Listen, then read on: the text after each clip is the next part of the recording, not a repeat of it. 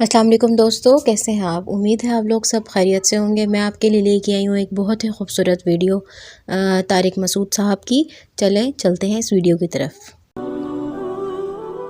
اللہ تعالیٰ نے انسانوں کو بنایا تاکہ لوگ اللہ کو پہچانیں، اللہ سے غافل نہ ہوں، سب سے زیادہ ویلیو اللہ کو دیں، تمام مخلوق کو، تمام محبتوں کو، تمام چاہتوں کو اللہ سے کم رکھیں، سب سے آگے کس کو رکھیں؟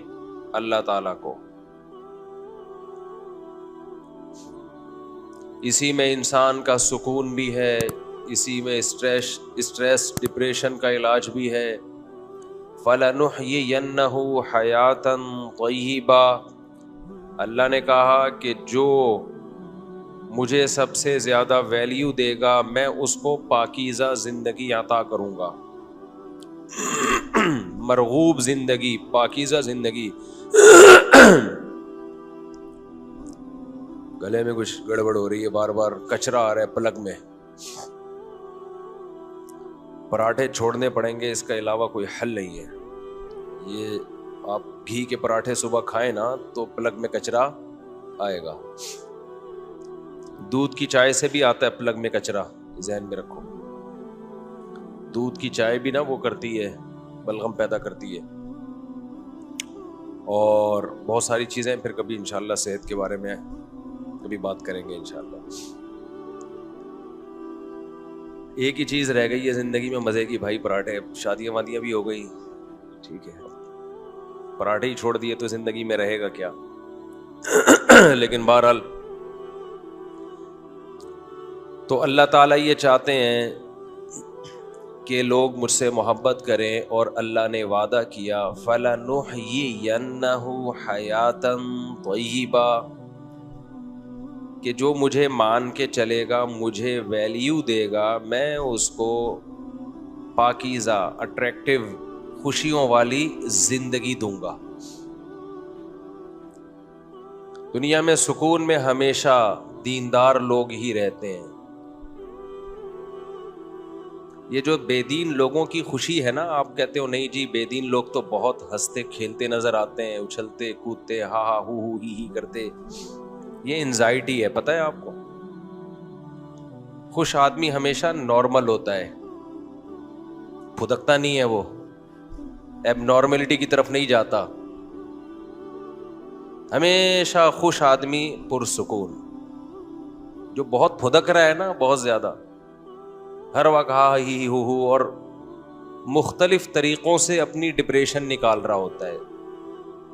یاد رکھو، جیسے ڈپریشن میں جب بہت زیادہ انسان کو اسٹریس ہو اور اس کی وجہ سے ڈپریشن ہونا شروع ہو جائے، تو جیسے اس میں روتا ہے تو ایسے ہی یاد رکھو ہنستا بھی بہت زیادہ ہے، اپنی اس ٹینشن کو ختم کرنے کے لیے۔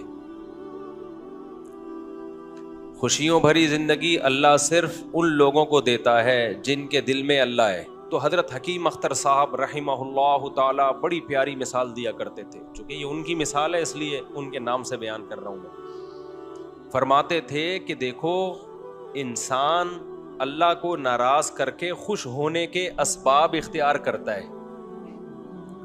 ناراض کس کو کرتا ہے؟ اللہ کو۔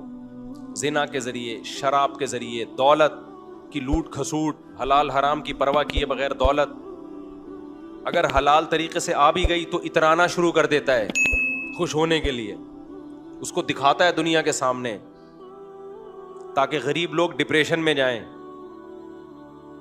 ہر برائی پہ آج کل اچھائی کا لیبل لوگوں نے لگا دیا ہے کہ ہم دی ترغیب دینے کے لیے کرتے ہیں، موٹیویٹ کرنے کے لیے کرتے ہیں۔ آپ موٹیویٹ کرنے کے لیے نہیں کر رہے، آپ شو مارنے کے لیے کر رہے ہو۔ موٹیویشن کا یہ کوئی طریقہ نہیں، موٹیویشن میں تو صبر کی تلقین کی جاتی ہے۔ تو اب کیا مسئلہ ہے میرے بھائی؟ جب اللہ تعالیٰ کو ناراض کر کے انسان خوشیاں حاصل کرتا ہے، دیکھو خوشی کا محل کیا ہے؟ دل ہے نا۔ خوشی کہاں محسوس ہوتی ہے؟ بولتے کیوں نہیں؟ ہاتھوں میں، کہ میرے ہاتھ بہت خوش ہیں، ہاتھوں میں ہوتی ہے خوشی؟ گھٹنوں میں خوشی محسوس ہو رہی ہے بہت زیادہ؟ ہوتی تو دماغ میں ہے، لیکن اس دماغ کا سب سے پہلا اثر کہاں پڑتا ہے؟ دل پہ. جب بھی آپ غمزدہ ہوگے یا خوش ہوگے, دل کی دھڑکن آپ کی چینج ہو جائے گی, خوشی میں الگ ٹائپ کی اور غم میں الگ. اس لیے لغت میں بھی, قرآن میں بھی, حدیث میں بھی خوشی اور غمی کا محل دل کو بتایا گیا, کیونکہ پہلا اثر کس پہ پڑتا ہے؟ دل پہ. اس کی مثال ایسے ہے, ہم سوتے ہیں تو دماغ سوتا ہے, لیکن ہم کیا کہتے ہیں؟ آنکھیں سو رہی ہیں, کیونکہ دماغ جب سوتا ہے تو سب سے پہلے اثر کس پر آتا ہے؟ آنکھوں پہ آتا ہے. آنکھوں, لہذا لغت جو ہے نا, اہل لغت وہ آنکھوں کی طرف نسبت کرتے ہیں. آنکھ دیکھ کے پتا چلتا ہے کہ سو رہا ہے کہ جاگ رہا ہے, حالانکہ سوتا تو دماغ ہے. دماغ کون دیکھ رہا ہے بھائی؟ نظر کیا آ رہی ہیں؟ آنکھیں. جیسے ہی دماغ سوئے گا سب سے پہلے آنکھیں کیا ہوں گی؟ بند. سب سے پہلا اثر آنکھوں پہ پڑتا ہے. کبھی نہیں آپ نے دیکھا ہوگا بندہ سو رہا ہے اور آنکھیں کھلی ہوئی ہیں اس کی, ڈر جائے آدمی, بھاگ جائے وہاں سے. تو جب ہم دماغ سے کچھ سوچتے ہیں, غم ہوتا ہے, خوشی ہوتی ہے, اس کے اثرات سب سے پہلے کہاں پڑتے ہیں؟ کہتے ہیں نا دل. تبھی دنیا میں محبت میں, نفرت میں مثالیں کس کی دی جاتی ہیں؟ دل کی. تو قرآن بھی چونکہ ایک زبان میں نازل ہوا ہے نا, تو قرآن نے بھی دل ہی کی طرف نسبت کی ہے. تو اب یہ دل جو ہے نا, دل یہ ہے دلوں کا, یہ ہے جسم کا بادشاہ. تو خوشی کا محل, جہاں خوشی محسوس ہوتی ہے, وہ جگہ کیا ہے؟ بولو, دل. آپ خوشی کے اسباب اختیار کرنے کے لیے کبھی زبان کو لذت دیتے ہیں اچھے کھانے کھا کے, وہ بھی جاتی ہے, دل میں خوشی محسوس ہوتی ہے. کبھی ہاتھوں کو لذت, کبھی نظر کو لذت, کبھی کانوں کو لذت, گانے سن رہے ہیں, تھرتھرا رہا ہے. کمال کی بات یہ کہ اللہ نے یہ سارے اعضاء آپ کے اختیار میں دے دیے. آپ اپنے ہاتھ کو جدھر چاہیں گھمائیں, آنکھوں کو جدھر چاہے گھمائیں, زبان سے جو چاہیں بولیں, جو چاہیں کھائیں. لیکن جو جہاں سے ان تمام اعضاء کو اپنی چاہتوں میں استعمال کر کے جو خوشی حاصل ہوتی ہے, محسوس ہوتی ہے, وہ ہوتی کہاں ہے؟ دل میں. وہ آپ کے کنٹرول میں اللہ نے رکھا ہی نہیں ہے. وہ آپ کے کنٹرول میں اللہ نے, بولو, رکھا ہی نہیں ہے. تو حکیم اختر صاحب رحمہ اللہ تعالیٰ فرمایا کرتے تھے کہ اللہ ہے بادشاہ. بادشاہ جب کسی ملک پہ چڑھائی کرتے ہیں تو ان کا ہدف چپڑاسی اور گلی کے جمعدار نہیں ہوتے. بادشاہوں کا ٹارگٹ بادشاہ ہوتے ہیں. سمجھ میں نہیں آ رہی بات؟ میرا خیال ہے بادشاہوں کا ہدف کیا ہوتا ہے؟ بادشاہ ہوتے ہیں. وہ دائیں بائیں جانے کی کوشش, کبھی بادشاہ نے دیکھا کہ بادشاہ نے کسی ملک پہ چڑھائی کی ہو اور اپنے فوجیوں سے کہا ہو کہ بادشاہ اور وزیر کے علاوہ جتنے جو گلی محلے میں جمعدار گھوم رہے ہیں سب کو گرفتار کر کے لے آؤ؟ وزیر بولیں گے بادشاہ سلامت, کیا ہو گیا؟ وہ ان کا کیا لینا دینا ہے یار؟ گرفتار اگر کرنا ہے تو آپ ہمارے ذمہ کام لگائیں, ان کے آرمی کے چیف کو گرفتار کریں ہم, آپ ان کے جو کمانڈر ہے اس کو گرفتار کریں, گورنر کو گرفتار کریں, اور آپ تو ہمیں آرڈر کریں کہ ہم بادشاہ کو گرفتار کر کے لائیں. آپ آرڈر تو کریں. بادشاہوں کی سوچ نیچی ہوتی ہے یا اونچی ہوتی ہے؟ تبھی اسلامی سلطنت میں جتنے بادشاہ گزرے سب کی 4 بیویاں. استغفر اللہ, پھر ٹاپک دوبارہ آ گیا. یہ دفعہ کوشش کرتا ہوں. اس سے پتہ چلتا ہے کہ جن کی 4 بیویاں ہوتی ہیں ان کی سوچ کیسی ہوتی ہے؟ بادشاہوں والی ہوتی ہے. چاہے خود بادشاہ نہ بھی ہوں, گھر میں غلام ہو جائے, استغفر اللہ, پھر دوبارہ سچ نکل رہا ہے, یعنی چاہے وہ بادشاہ نہ بھی ہوں, گھر میں بھی اچھی زندگی گزار رہے ہوں, لیکن بادشاہ نہ بھی ہوں, لیکن سوچ کیا ہے ان کی؟ اب دیکھو چپ ہو گئے نا. سوچ کیا ہے؟ بادشاہوں. اس لیے شوق 4 کا رکھو. 4 کا شوق رکھنا اس کی علامت ہوگی, اس کی علامت ہوگا کہ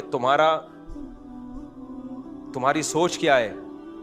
بادشاہوں والی سوچ. سوچ تو اچھی رکھو نا میرے بھائی. تو حضرت حکیم اختر صاحب فرمایا کرتے تھے کہ بادشاہ جب ملک پہ حملہ کرتا ہے تو اس کا ہدف کیا ہوتا ہے؟ بادشاہ ہوتے ہیں. تو آپ سکون کے لیے جتنی کوششیں کر لو, اللہ جو آپ پہ اٹیک کرے گا نا, اللہ جو قبضے میں لے گا, وہ جسم کے بادشاہ دل کو قبضے میں لیتا ہے. اللہ کہتے ہیں تو خوشی اور راحتوں کے اسباب اختیار کر لے, دوں گا نہیں, کیونکہ دل کس کے کنٹرول میں ہے؟ دل میں نے آنکھیں تیرے کنٹرول میں دے دی ہیں, ہاتھ تیرے کنٹرول میں دے دی ہیں, دل میرے کنٹرول میں ہے, یہاں سکون آنے نہیں دوں گا.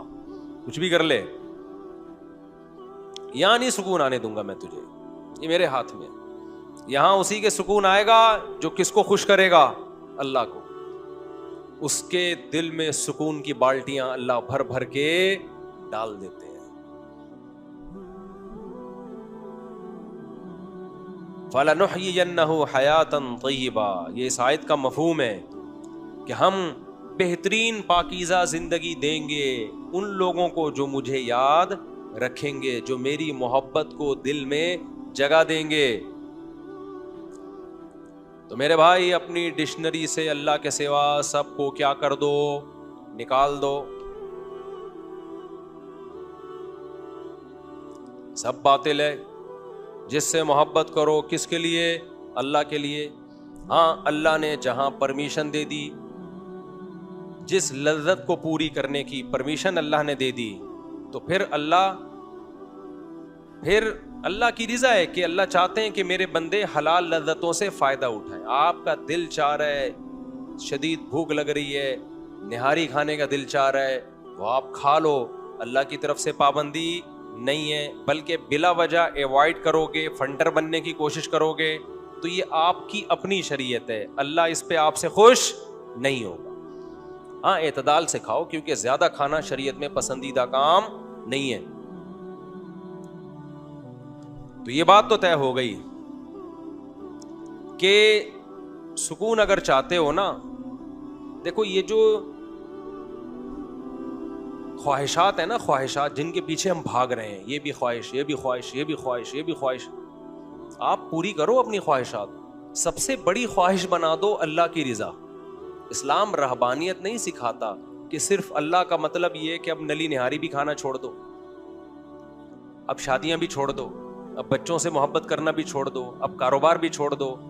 یہ اللہ رسول کی تعلیمات بولو بھائی نہیں ہے.